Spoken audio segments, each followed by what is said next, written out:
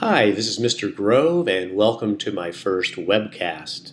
And for this first webcast, I decided to choose a topic from my physical science class at Maria Carrillo High School in Santa Rosa, California. And that topic is going to be continental drift. Continental drift was first formulated by this man, Alfred Wegener, a German scientist who in 1915 proposed a very radical idea that the continents as we know them are not fixed. They're actually moving from point A to B, literally plowing through the oceanic crust.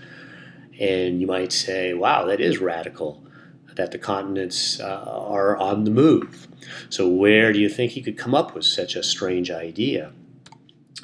Well, I'm sure that Alfred Wegener, like hundreds, if not thousands, of school children before and after him, looked at a map of the world. And when you look at the map of the world, you can see that it literally looks like a jigsaw puzzle. Specifically, the eastern coast of the United States with northwestern Africa, but probably better place to look, South America and its possible fit with Western Africa. And I know that when I was as young as a second grader, when I first saw my first world map and had any idea what I was actually looking at, was drawn to the fit between South America and Africa, and that if somehow you could close the South Atlantic Ocean, this was the fit that you would get. Well, Alfred Wegener didn't stop there as just looking at South America and Africa or the eastern coast of the United States. He went on to propose that over 200 million years ago, the continents were in much different positions than they are today. In fact, that they formed one supercontinent, the supercontinent of Pangaea. And looking at this graphic, you can see it is much different than what we have today, with Australia being connected to Antarctica, India far away from Asia, Africa and South America, as we've already talked about, and then you have North America looking practically unrecognizable. I can't even see Florida, bummer for them, and Europe practically doesn't even exist. Well, to have such a radical idea like this, you've got to have extraordinary evidence. And Wegener did have some circumstantial evidence. In fact, him and others found three major forms of evidence. Let's take a look at number one. Number one was this guy. This is a Mesosaurus. It's an extinct aquatic reptile. And he was about a meter long, and you can just look at his tail and his webbed feet here and realize that he was a swimmer, but we don't think he was a strong swimmer.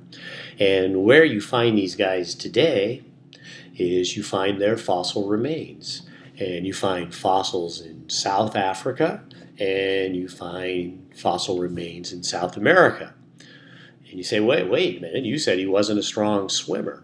And if you just look at this graphic, you say, wow, this guy had to be a strong swimmer because it's an enormous range. I mean, you've got a huge area in Africa, you've got a huge area in South America, and it's separated by hundreds and hundreds of kilometers of Atlantic Ocean. Well, we don't think this guy was a strong swimmer because if he was, you wouldn't just find his fossils in this location. You'd probably find them spread throughout the whole world, and we don't. So what we do think, though, is that if South America and Africa was connected, and the evidence suggests that it was during the time of the Mesosaurus, then his range is greatly reduced. In fact, this is his range right here. And so he's just moving back and forth through the swamps of Africa and South America long before the Atlantic Ocean formed. Now, it's just not the Mesosaur.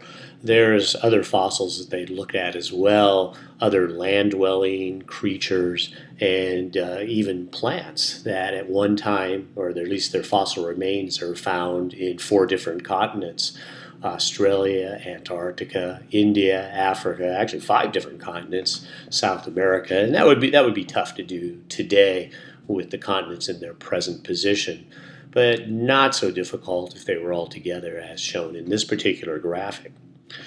Evidence number 2 is looking at mountain ranges and mountain belts. And one of the ones we can look at are the Appalachian Mountains of the eastern United States. Well, mountain belts are formed from rocks, and when you look at the rocks, you can see similarities, and you can look for banding patterns and the type of rocks. And what's interesting about the Appalachians is you find the similar banding patterns of similar rocks all the way up through the north coast of the United States into Newfoundland, found over into Greenland, but across the North Atlantic in Scandinavia, the British Isles, and even down into Northwest Africa. And that would work well if the North Atlantic didn't exist and these mountain ranges were pressed up against each other. Evidence number 3, to me, is extremely fascinating, and that's looking at glaciers and ice sheets. And what do glaciers and ice sheets have in common? Well, one, they're huge masses of ice. And to make huge masses of ice, you have to have really cold climatic conditions where ice can hang around for long periods of time. And what's neat about these things is that they're nature's bulldozers. They've got a lot of rock and debris, and they're constantly on the move. And when they move, they bulldoze everything in front of them. They scour the Earth's surface, and they push the dirt out of the way and polish and scrape the underlying bedrock. And that lasts for virtually forever. And so today we can find evidence of glaciers by looking at rocks. And look at what we find. What we find is that the rocks of South America have been scoured, and maybe that's not so surprising, but we do find evidence of glaciation in the dry regions of southern Australia. But I think what's really fascinating is look at this. All of India, right up against to where it presses up against the Himalayas, are scraped by glaciation and ice sheets. Not to mention equatorial Africa. And what do equatorial Africa and India have in common? To this day, in current climatic conditions, they're hot. Not a good spot to find ice sheets and glaciers. You certainly don't hear about ice storms and snowstorms in New Delhi, and you don't hear about it in equatorial Africa. I mean, here's the equator right here. Okay, so these currently can't form under today's climatic conditions, but could form if India was not where it's at today, but was actually located just above Antarctica, and there's Southern Australia in its position, in South America and North Africa. Well, pretty good evidence. But even with these forms of evidence, Wegener's theory was not accepted, and he was actually ridiculed. Wegener died in 1930 at an expedition in Greenland and never knew that his idea of continental drift was ever going to be accepted. And really the biggest problem was that he had no mechanism.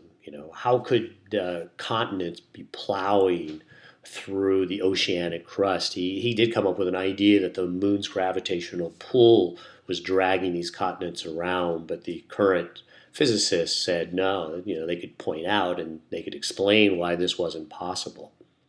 So he never did come up with a mechanism, and as I said, died without ever knowing that his theory was going to gain any standing at all with the scientific community. Well, years went by, of course, and new evidence popped up, especially in the 1950s with paleomagnetism. And so a new look at Alfred Wegener occurred. And at this time, we can now say that Alfred Wegener is the founding father of probably one of the major scientific revolutions of the 20th century, and that was the current understanding, the descendant of continental drift, plate tectonics. And that is going to be a subject for another webcast. Thank you very much.